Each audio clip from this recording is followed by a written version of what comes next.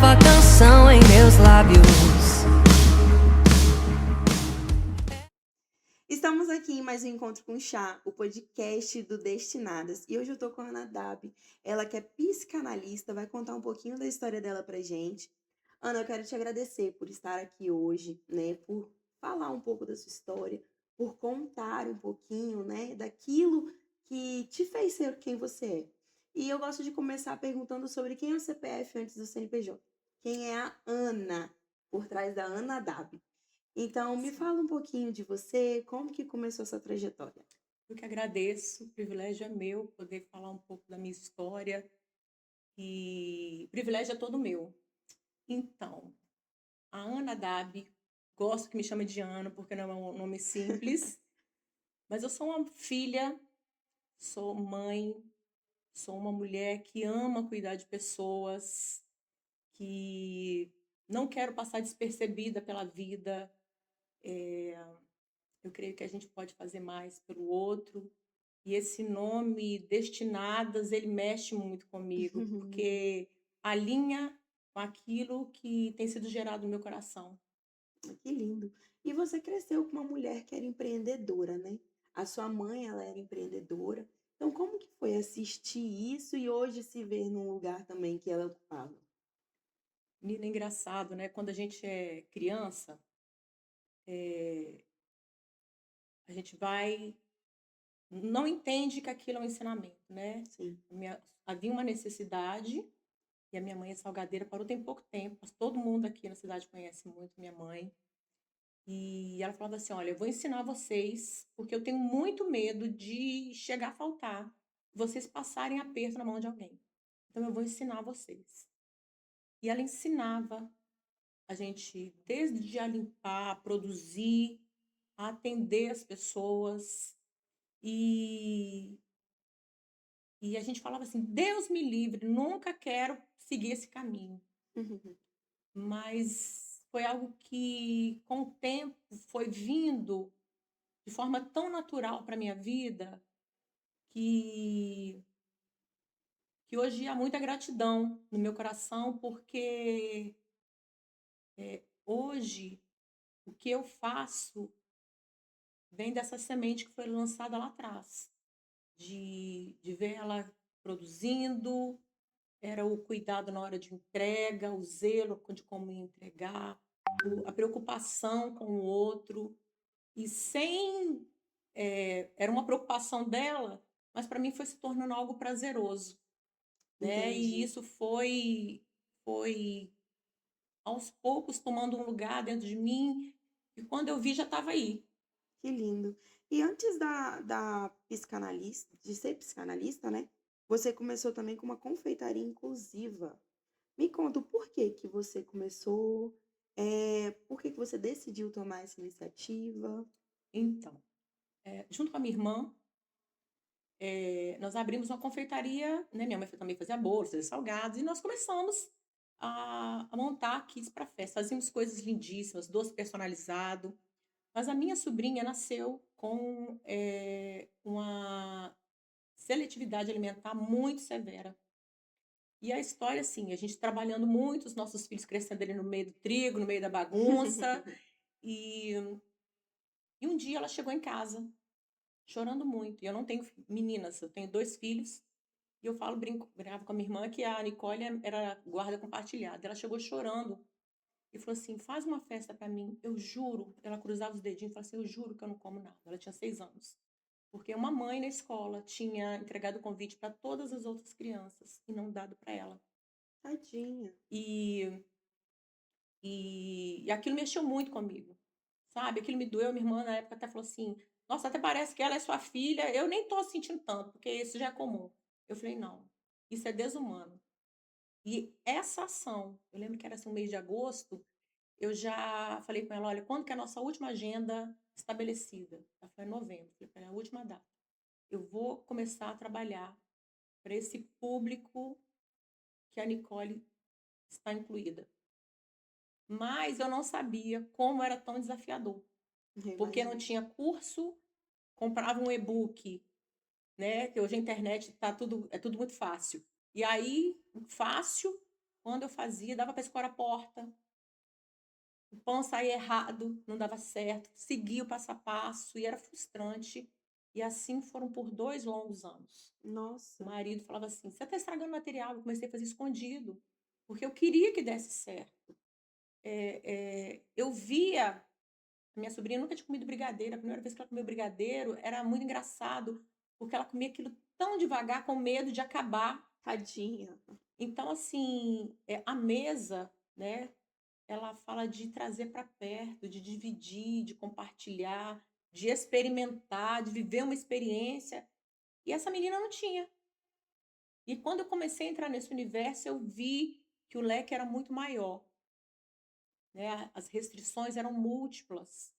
E aí até que um dia, eu liguei para minha irmã e falei assim: "Traz a Nicole hoje, porque hoje tem pão". O cheiro era diferente, e naquele dia foi assim como ganhar na loteria, poder servir para uma criança que nunca tinha comido um pão, algo tão simples, Sim, um muito pão. simples. E aí eu me apaixonei. E na pandemia, minhas irmãs são enfermeiras hoje, e na pandemia eu comecei a dar uma surtada, porque, eh, elas são enfermeiras, não podiam sair de casa ou passavam o dia no hospital. E eu falei assim: "Gente, eu preciso dar um propósito pra minha vida, senão eu vou ficar doida". E aí eu comecei a fazer, falei: "Ah, lá uma vez ou outra, quem sabe alguém, vai encomendar". E assim nasceu a Cozinha Inclusiva, a princípio com pães, daqui a pouco eu fui indo para o ramo de alimentos para diabéticos, fui Foi estudando, crescendo mesmo o seu leque, né? e aí uma paixão nova, sabe? Poder produzir. E quando eu entregava um produto para alguém, eu recebia os feedbacks, aquilo é a vida em mim. Ai, que legal. E esse processo que você teve que esperar de 2 anos aí, né, para poder acertar, para poder conseguir mesmo ali acertar na receita, né. Como que foi ter essa paciência e essa perseverança? Como que você se sentia? Olha, era frustrante, porque você investe tempo, né, você crê que aquilo vai sair maravilhoso e daqui a pouco o produto sai horrível, o sabor não é bom, a textura, e mas havia um desejo de fazer aquilo dar certo. E às vezes eu falava para mim: "Gente, tudo na minha vida sempre foi muito difícil, né, é muito mais fácil desistir". E eu acho que pela pela primeira vez eu estava decidida a fazer algo que não era só para mim, não tinha a ver só comigo, tinha a ver com o outro, A dor do outro, sabe. né, como o Então outro se sen isso me instigava, e eu acho que isso foi ajudando a construir uma nova identidade dentro de mim, que até então era desconhecida. porque a dor do outro não começa só na comida ali, né.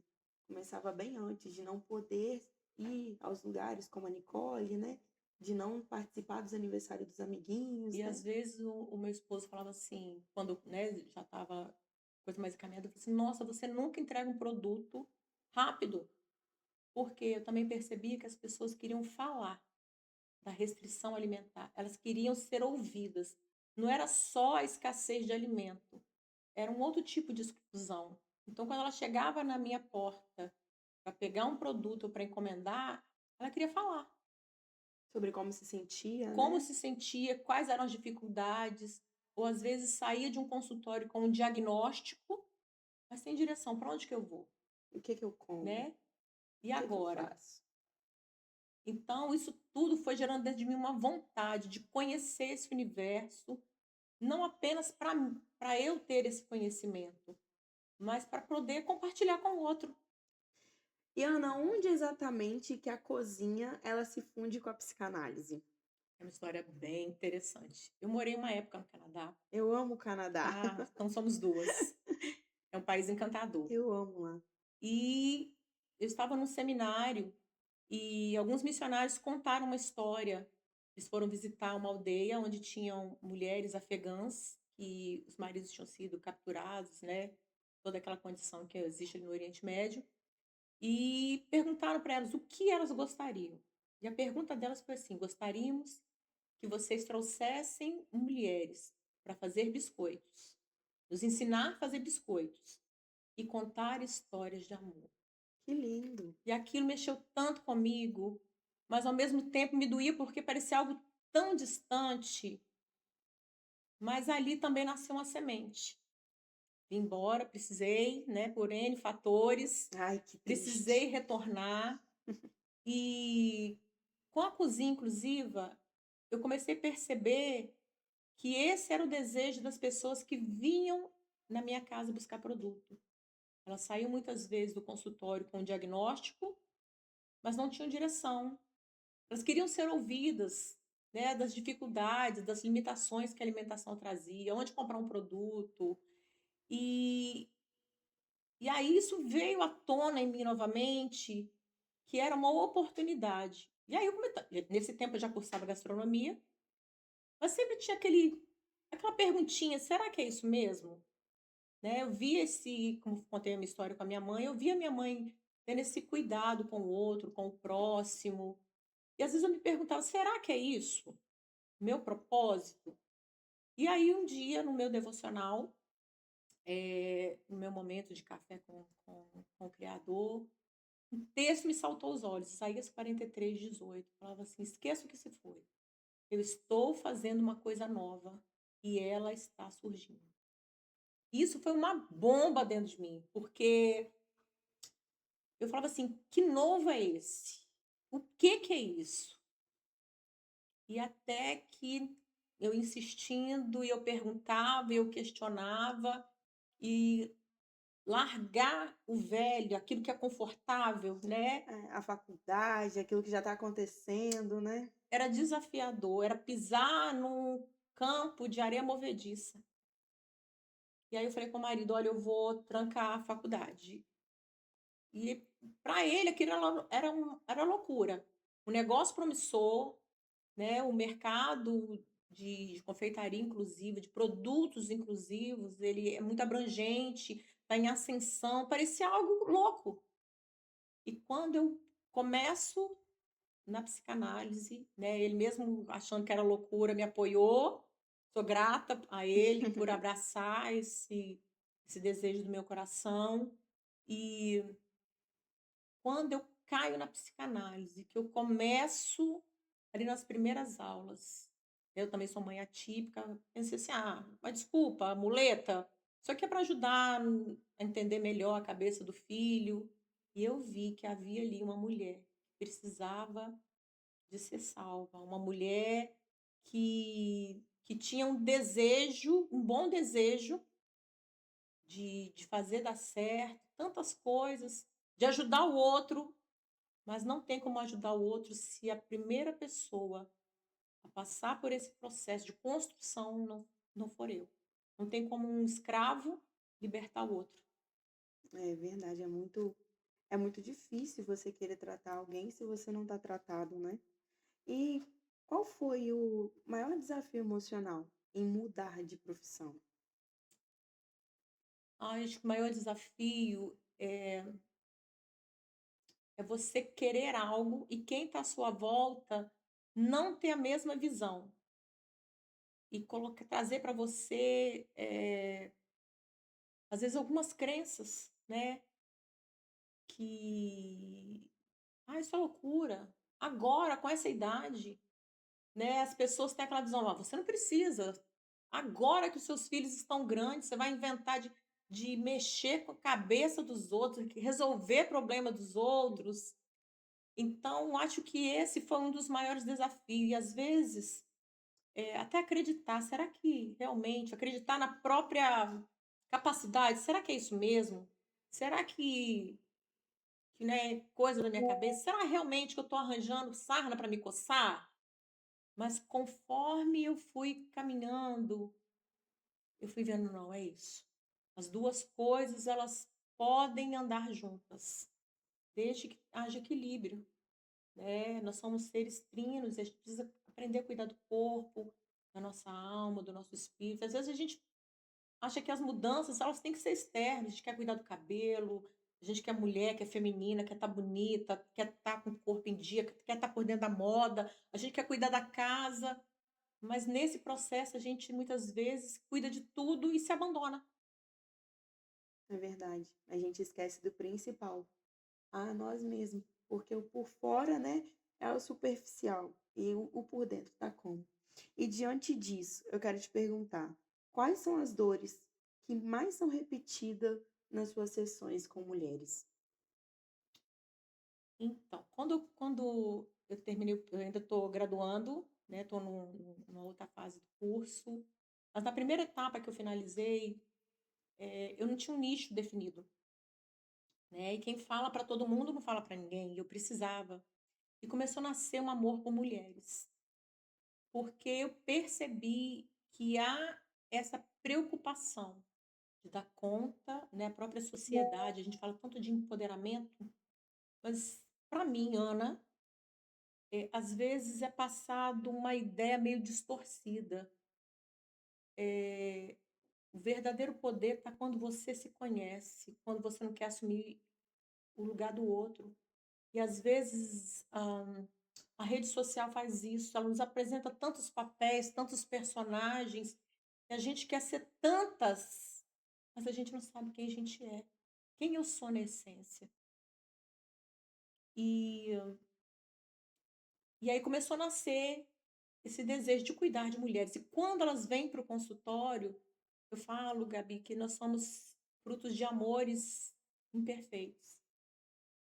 E aí a gente vê quando uma mulher senta no meu espaço, tem diante de mim uma mulher que nem eu, porque a visão que o outro tem é que o psicanalista tem a vida tudo resolvida, né? Ela é equilibrada, ela dá conta de tudo, e não é assim. Quando Jung falava isso, que quando a gente pode saber todas as técnicas, a gente pode conhecer todas as ciências, mas que quando a gente estiver diante de um outro ser humano, que a gente seja um outro ser humano. E quando eu olho, eu vejo que são mulheres que são semelhantes a mim, mulheres que têm feridas lá da infância, às vezes de rejeição, mulheres que quando eu faço a pergunta, se tirar o trabalho, se tirar de você os filhos, quem é você? E eu me deparo com mulheres que já não sabem quem são, porque são esposas, são mães, são donas de casa ou são profissionais, mas já perderam a essência. Então, o maior desafio hoje é fazer essa mulher olhar para ela. Porque às vezes é ensinado para a gente que cuidar da gente é egoísmo, é errado. A gente é ensinado a cantar parabéns, a bater a palma para o outro.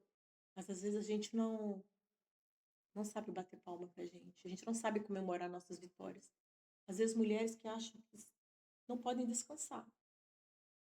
Tanta coisa para fazer, eu tô aqui, sabe? São mulheres, são pérolas que estão perdidas dentro da própria casa. Peso da culpa, né? De carregar o Muito. fardo sozinha, de não saber realmente aonde elas estão, quem elas são, Eu preciso dar engolidas, né, conta. por uma sociedade que impõe que o filho é da mãe, porque é a mãe que fica, mas a mãe só fica porque o pai larga. Então acaba que é imposto sobre nós a responsabilidade de carregar tudo. Então é como você falou, mulheres feridas, mulheres que não sabem quem elas são, porque vivem no automático, né? É isso. Eu brinco que a gente vive muitas vezes na rodinha de hamster. Corre, corre, corre, corre, correndo atrás do vento. Exatamente. E quando você vê a sua profissão, quando você olha para o seu futuro, o que que você enxerga? Uau, que pergunta. Olha, a palavra destinadas, como eu falei no início, ela alinha com o desejo do meu coração. Porque eu posso viver a minha vida, fazer a minha história, mas passar pela vida do outro, deixando boas marcas, dando ela significado, isso é muito bom. Na fase de estágio, eu tive algumas experiências assim bem significativas. Eu havia uma mulher que havia 12 anos que ela tinha perdido uma criança especial, e há 12 anos ela eu não conseguia lidar com o luto. A vida não seguia, Por porque ela causa do estava luto. presa. E nós começamos a trabalhar, né, com ela, e no determinado tempo nós tratamos algumas outras demandas. Eh, Chegou a hora que eu precisei, com muita gentileza e doçura e muita humanidade e empatia, ajudar a dar um lugar para esse luto dentro dela. Porque antes havia uma desordem. E a terapia não é a gente ter amnésia, é a gente organizar as nossas emoções. E acabou o período de estágio, mas a gente de vez em quando encontrava, mandava mensagem, e para minha alegria, ela me mandou uma mensagem há um tempo atrás falando assim: "Olha, depois do meu encontro com você, eu emagreci X quilos, eu ressignifiquei a minha história e eu também optei por estudar numa área que eu vou cuidar de pessoas". Ela é enfermeira. Nossa, E hoje eu posso, dentro do hospital, dar um pouco de solidariedade, de amor, de sentido para quem está vivendo o que eu vivi lá atrás. nossa, que forte. Então, isso são como placas que ao longo do caminho você vai entendendo assim: olha, eu estou indo para o meu destino. É isso que vale a pena. Não é apenas um atendimento, não é apenas uma profissão. É você passar pela vida do outro e deixar boas marcas, deixar um bom gosto, Que, querer que essa pessoa também encontre o caminho dela. que é muito bonito realmente você tratar, né? Não apenas só as feridas, mas dar essa percepção de futuro, de que a sua vida não foi aquilo que te feriu, não foi aquilo que acabou. Que você ainda está vivo e você ainda pode sonhar outras coisas. E na sua visão, o que diferencia uma mulher que prospera emocionalmente e uma que não prospera emocionalmente? Quem não sabe onde quer chegar, qualquer caminho serve. Às vezes, quando eu, né, eu quero fazer o paciente entender, eu falo assim: quando, se a gente pedir um Uber, ele vai te perguntar qual o seu destino, mas ele vai perguntar também a sua origem. E às vezes muitas mulheres não prosperam porque elas não sabem onde elas estão, ou não sabem onde querem chegar. Vão vivendo, como diz a música, deixa a vida me levar, a vida leva eu. Ou cresceram com tantas crenças que se acham incapazes. Como um dia eu achei, nossa, agora com 47 anos, vou migrar para uma outra profissão. A gente vai crescendo, às vezes, em famílias que são tantos rótulos que são colocados. Então, a mulher empoderada ou uma mulher empreendedora é alguém que teve encontro com ela mesma. É alguém que, apesar de tantos desafios, sabe aonde quer chegar, sabe o que quer. É alguém que persevera, porque alguns caminhos vão precisar da nossa perseverança, como lá no início da inclusiva, né? A gente vai precisar insistir para que dê certo, né? Então, eu acho que essa é a diferença. Quando você sabe quem você sabe onde você quer chegar. Quando você sabe quem você você vai tendo clareza. Você vai mesmo com medo, né? Não é qualquer lugar mais que te cabe. É Então, acho que é verdade. essa a diferença, sabe? E muitas mulheres são borboletas, mas olham no espelho e acham assim: eu sou largada. É. Hoje eu queria te agradecer. E antes disso, eu quero que você deixe uma mensagem para toda destinada que está te vendo. Para todo mundo que está aqui assistindo, vendo um pouco da sua história. É uma história de transformação, né, Ana? Uhum, Passar de cozinha, de culinária para psicanálise é um salto muito grande, mesmo uhum. diante de todos os julgamentos que você teve. Todas as pessoas falando, nossa, mas, né? Todas aquelas pedras que insistem em tacar, você não, peraí. Você escutou realmente aquilo que você quis, né? Aquilo que faria, não. E se eu tentar? E se eu der uma chance? E mesmo assim você fez, e hoje você está aí realizada na sua profissão, não deixou culinária inclusiva, né? Tá aí Uhum. com ela também. Mas eu gostaria que você deixasse uma mensagem para cada mulher que está te vendo agora. Beleza. Queria dizer para você que não há limite. Às vezes as pessoas colocam rótulos, eu não sei como é a sua história, o que você cresceu ouvindo, mas a nossa história, as nossas dores, elas não nos definem. Independente do que você viveu, se você acreditar, se você buscar conhecimento, se você perseverar, você pode viver coisas incríveis. E nunca é tarde, porque a minha profissão ela mudou agora com 47 anos. E para muitos pode parecer tarde, mas pode ser apenas o começo de uma nova jornada. Então acredite, quais são seus sonhos? De repente você já enterrou esses sonhos, de repente você acha que o tempo acabou.